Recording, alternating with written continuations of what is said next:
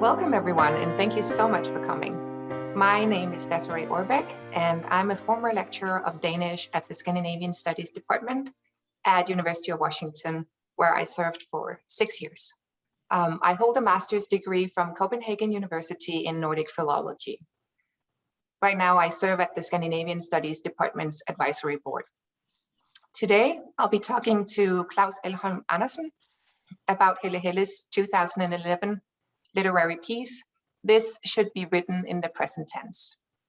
Helle Helle is one of Denmark's most acclaimed writers, loved by the Danish population and literary critics. She debuted in 1993 and has since won numerous literary prizes and received the Golden Laurel for the book we are discussing today. Helle Helle's books have been translated into more than 15 languages. This Should Be Written in the Present Tense is her first book translated into English. This interview is part of an effort to promote Danish literature in English translation. In this series, I invite writers and literary experts to participate in interviews and discussions. If you're interested in reading and discussing Danish literature, I invite you to become a part of our virtual nationwide Danish book club, where Danish literature and translation is read and discussed.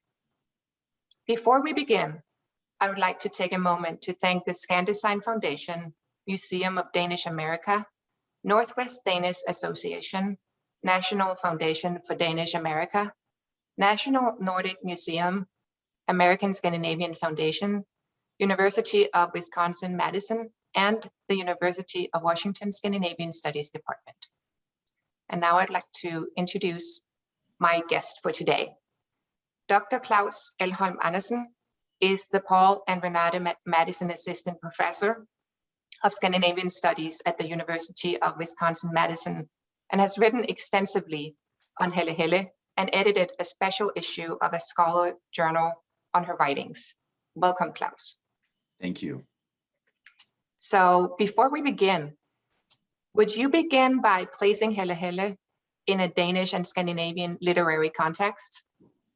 Yes, I think I will just start off with what you mentioned as well, that Helle Helle entered the literary stage in Denmark in 1993 and was at that point seen as part of a generation of very, very strong female writers that immediately, or at least very soon, became canonized. And today, there are about a handful of them are seen as some of the most important writers in Denmark over the past 30 years.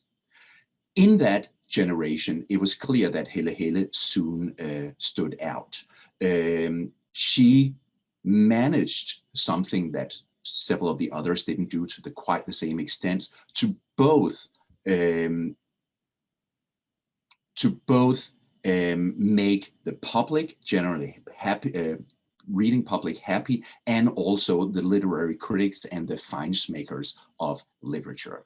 So I think that's really an interesting thing, that you have someone who writes this kind of literature that becomes a bestseller writer, but at the same time manages to satisfy the more eclectic taste of literary critics and scholars. What characterized this generation was that they all wrote really, really thin, small books. It was very clearly a departure from the 80s with more greater narratives, big novels that try to encompass basically the whole world. What these writers wanted, they wanted a new kind of realism. They wanted to focus on the small things, the here and now. And they wanted to, as we hear in the end of This Should Be Written in the Present Tense, to kind of to shave off everything that was not necessary. And because of that, soon minimalism became a word that was associated with this generation, and especially Helle Helle. Thank you for that, Claus. And so since we're talking about This Should Be Written in the Present Tense specifically here, would you set up the premise of the book for us? Yes, it is. I should probably say, as most other Helle Helle's novels, it is deceivably simple, right? When we read this novel, it's pretty easy. Like, it's pretty thin. It's 150 pages. You can read it if you just read relatively fast. You can read it in a couple of hours. But that simplicity is really deceiving, because if we just read it on this surface level, then we actually miss what is going on. And we might get this idea that not much is happening in this novel, but a lot is actually happening. What we're following in this novel is a young girl by the name of Dorte, and her struggle between her past, where she comes from, the more rural area of Denmark, and where she clearly is going, which is to become a writer, to live in the capital. And she's trying to balance these two worlds, her background, her family, and where she's going. And that tension between these two positions, these two social positions, we might call them, is made very, very tangible in the novel by the fact that she lives right on the train track that takes her both in one direction back to Ringsted, where her aunt lives, and on the other hand takes her to Copenhagen, to the capital, where there is writing, where there is the university where she's also studying literature. So that's very much the tangible aspects of what's going on in this story. Yeah, I want to go back to the push and pull and the climbing the like social and intellectual ladder. But first, and I'm happy to say then that it could be read in a couple of hours, you say, but it took me several days. I had to circle back all the time to previous chapters.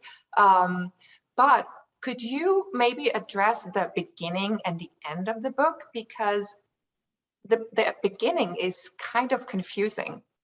The beginning is, and I think one thing we need to keep in mind, right, is that all of the novel, except the very first chapter and the very last short chapter, all the other chapters are flashbacks that leads up to this point. In the first chapter is where Dorte is wrapping up. She has just cleaned the house where she's been living for the past year and is ready to move on, to move to Copenhagen. She has made that jump. And in the last chapter, she gets on the train and finally has been able to move on from where she comes. Everything else in the novel are flashbacks to different stories that lead up to that point. And that's something that can be a little confusion in the novel. Yeah, and so as I was reading, I was thinking a lot about movement, because there is like a movement where there's a back and forth and a jumping on a train and jumping off a train and not being able to make it into the bedroom, but staying in the like the entry level in the house. But there is also this circular movement where when she actually ends up going to Copenhagen, but she doesn't go to university like she has planned, but she's circling into the city and then going back to the rural area. Could you say something about the movement and the process she's going through? Yes, and I think that's really good. I mean, movement is so important in this novel on several levels. On a very concrete level, we meet it, for instance, on page 8 in the English translation, right? Where she says, "In the afternoon, I'd go for a walk. I walked further and further along the road before turning back." And I think this sentence kind of encapsulates what is going on here with Dorte. For each time she gets on the train, each time she takes a move, each time she gets a new boyfriend, she moves further and further ahead towards that future of becoming a writer. And with that, of course, she also moves further away from her childhood and from the rural area where she comes from. And we see this very concretely too in the boyfriends that she has throughout the story. The first one, right, Per Finland, as he is called, she meets on one of these walks where she moves further and further along. What she finds in him, or perhaps rather in his family, right, is what we might call a quasi-intellectual environment. The mom, high school teacher, edits a little periodical that publishes writings of students and teachers. And she experiences an intellectual environment where the parents both subscribe to a newspaper. It's a newspaper from Copenhagen, but where she also is being included in dinners and is able to sit and talk and discuss and seen as an equal by the parents. But the relationship, of course, eventually ends, and we know that very early on. If I can just give a short quote here, right, from page 36 in the English translations. Hans Jakob, which is Per Finland's father, opened a bottle of dessert wine, and the thought occurred to me. I'm an adult. I've been a dinner guest. I was 19 years old, and the moon was out above the stable. A couple of weeks later, I moved in there with Per into the new bedsit where they had converted on the first floor with its own bathroom. It was the third time I'd left home. My mom and dad gave us a pewter mug as a moving present, but they never got a chance to see the place. In other words, right, she's already here foreshadowing that this relationship's gonna end. And it ends when she meets Per's cousin, Lars. Lars is studying to become a teacher. We hear he get exceptionally good grades, and he lives by himself in a dorm in another time, right? So he is another step towards being able to move to the capital city, to embrace writing, to embrace the intellectual life. Also, he's seen the world, right? He just returned from America, so he just has came that back from perspective. Cleveland. Yes. Yeah, and what I was thinking about the relationship with the different guys that she meets, and I know you and I have been talking about this before, but to me there was a very unsettling feeling when I read about the first relationship. Like, there is a disconnect between what he wants from her sexually and what she feels comfortable with.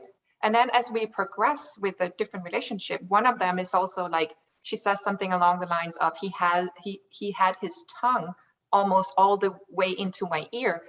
Again, that ear, nose, throat thing that she addresses in this book and in previous books, where they almost like want to take over both her body and mind.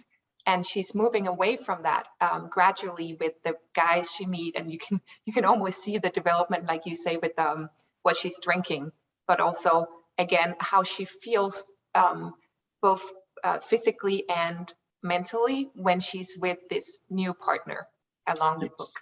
Does that make sense? Yes, and I think again it's an excellent point, right? Because there is something in the way that she seems to basically give herself, let them do with her body as they want, because they give her something, right? And it creates a very, very unsettling feeling in it, and especially in the first relationship that is very physical, that is described very sexually, right? Per Finland, who doesn't have a job, who is not in an education, all he seems to want is to have sex with her, right? Even to the extent where she actually becomes pregnant and gets an abortion. And I think that just warrants another quote, if that's okay, from it, right? Where do I have that? What page are we on, Claus? We are on page 47. And this quote here is very typical Helle Helle, and I think it's very indicative of the novel as such, where something that seemingly is unimportant is presented as important as something that is very existential, very significant event in someone's life. But in this novel here, they're placed on the exact same level, and there's no valorization of one above the other. And the quote goes, Per went with me to work and back again. He tickled me on the waterbed until I nearly fainted. He took his clothes off and put them back on again several times a day. This is where we see the sexual part of it. Went with me to the doctor when I got pregnant, and on the bus to the hospital 7 long days later. And on the way back that same afternoon, he'd got me a present, a hair slide from the silversmith made out of a spoon with a proper hallmark. I was so relieved and felt so much better. Despite the anesthetic, we couldn't stop laughing, and the driver told us to be quiet. So what is going on here, right? This is so sad. It is so sad. It is so sad, right? But it is presented in this as if it is not important. But behind all of this, we have a huge tragedy, both in their relationship and also in Dorte's own life. She becomes pregnant because he has sex with her. And I think that's a correct phrase to use here. He has sex with her several times a day and does not seem to care about anything else than that. And all we hear, right, is this almost superficial language describing what is going on. And that is super interesting, right? Because even though you say in this specific paragraph, it is equal to sort of everyday events, but other places you will hear about something that seems on the surface at least super superficial, and it goes on for pages on end, and then there is a little small sentence and you're like, wait a minute, what happened here? This is pretty significant, right? So that scale that she uses in her writing, it's almost as if the most important gets if at least if you look at it on sentence level, gets the least attention. Yes, right. And I think that speaks to why you need to almost reread her novels. That when we read it one time, the first time, we might not catch the fact that she becomes pregnant and gets an abortion. We might not get the sequence of what is going on in the novel, how she moves from one relationship to another. Those are the kind of things that opens up when we reread it a third, or maybe even a second, or maybe even a third time. And I think what is so great about the fact that she writes short novels, and this is a short one, is that it's really not that much of an inconvenience to reread it. If it had been like 800 pages dense prose, it would have been a different story. But it really lends itself to rereading, and it's something that is very, very enriching, because you start seeing much more on that second reading that you did not catch the first time. And one could say that rereading Helle Helle is never an inconvenience. No, it's not. So I want to circle back to something that I think has to do with both what we just talked about with pregnancy and with, there are different events in the book, like things that happen to her. And sometimes as a reader, I found myself being almost like annoyed with her, right? Because is she the boss of her own life? It seems like she's just drifting around and has no real clue of where she wants to go in life, or she might have something in the back of her mind, but she lets herself be swayed. So I want to ask you about this in terms of the inner struggle that she has, or there is a lot about a gaze or a view, like I wonder what other people might think of me with this movement, or when I say or think or do that, this or that. How do you see her? I don't know if I'm making myself clear here, but her almost drifting around, but also being so aware of her surroundings, gaze on her. Right, and I think that's the whole tension in the book that you just described there. Right? I think she has a lot of drive.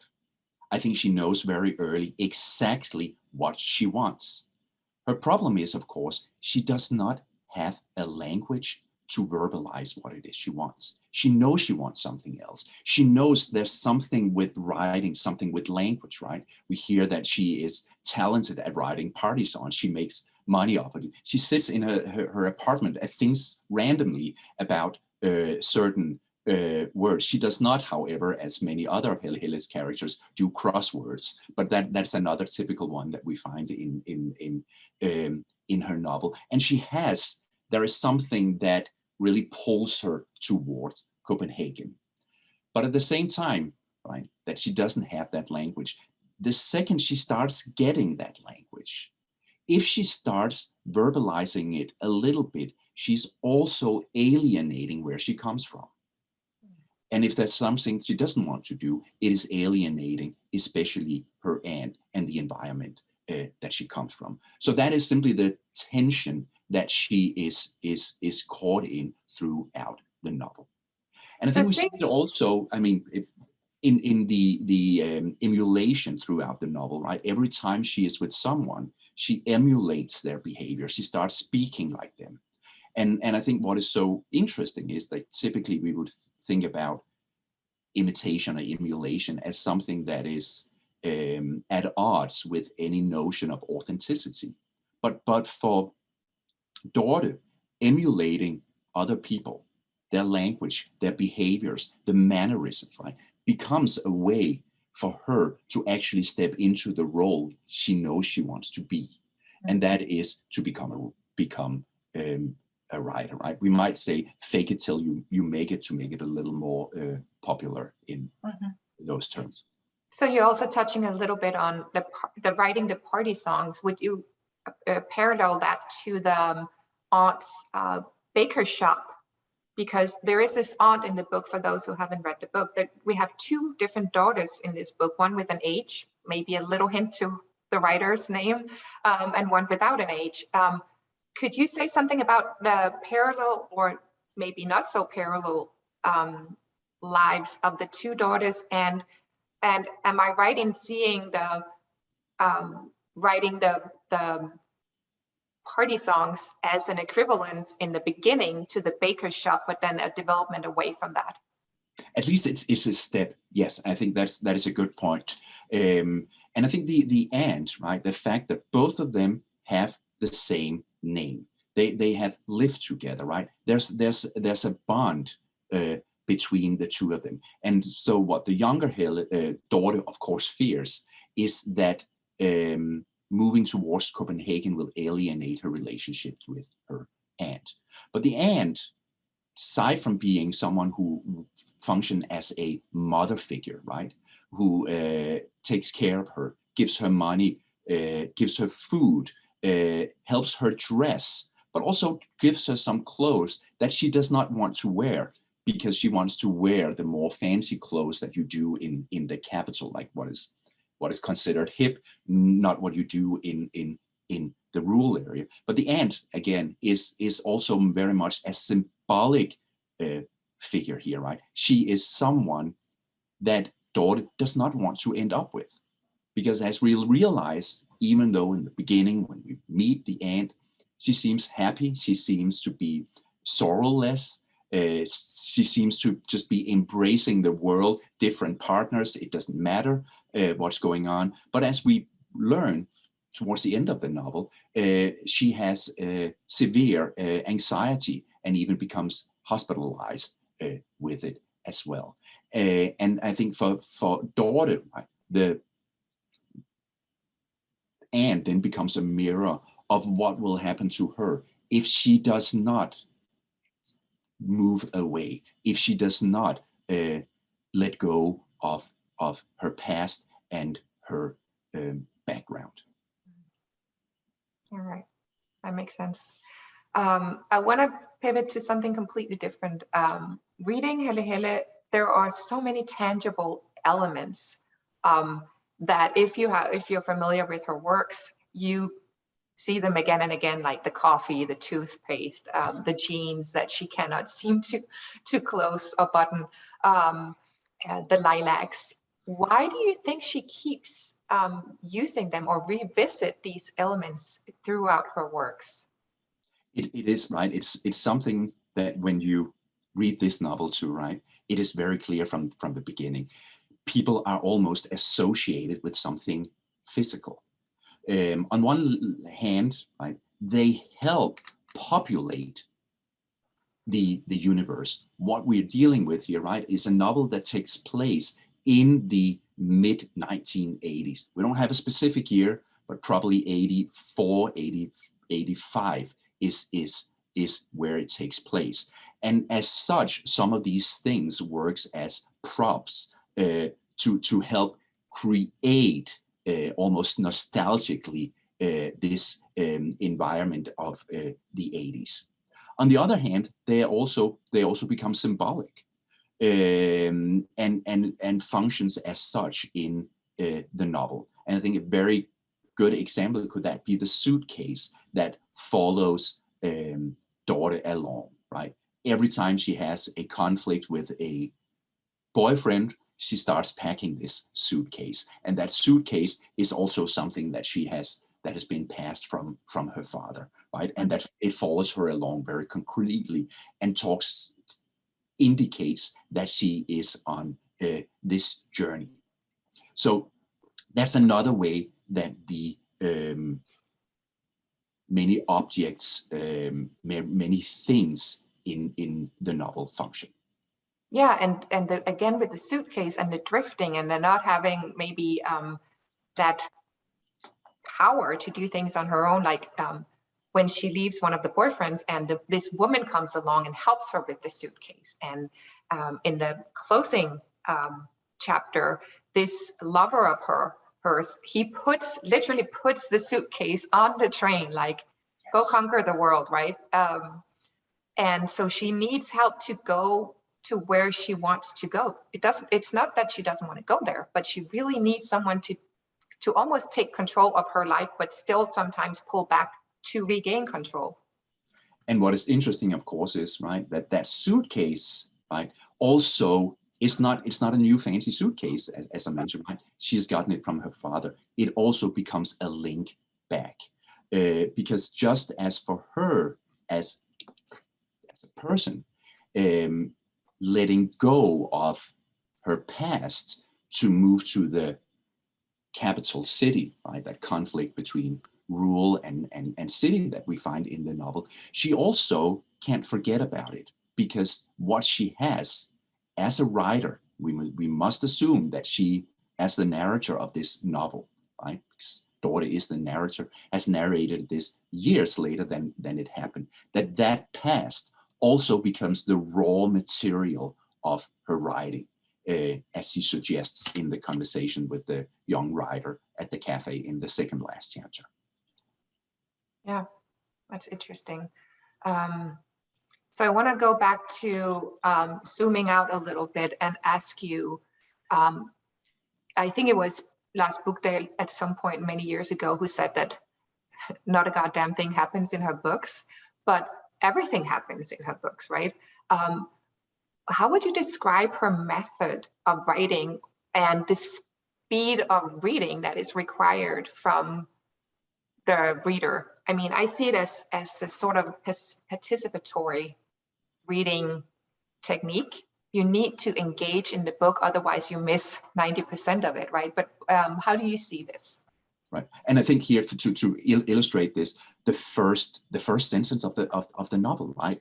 I wrote too much about that step, where I locked myself out in March, where I sat and stared in April, where my mom and dad stood in the down jackets well into May, heads at an angle. Well, if she wrote too much about that step, why does she add 3 extra sentences about it, right? It has a certain significance. It has some sort of importance. And I think that's the deceived simplicity, again, we find here, right? It forces us to pay attention to her writing.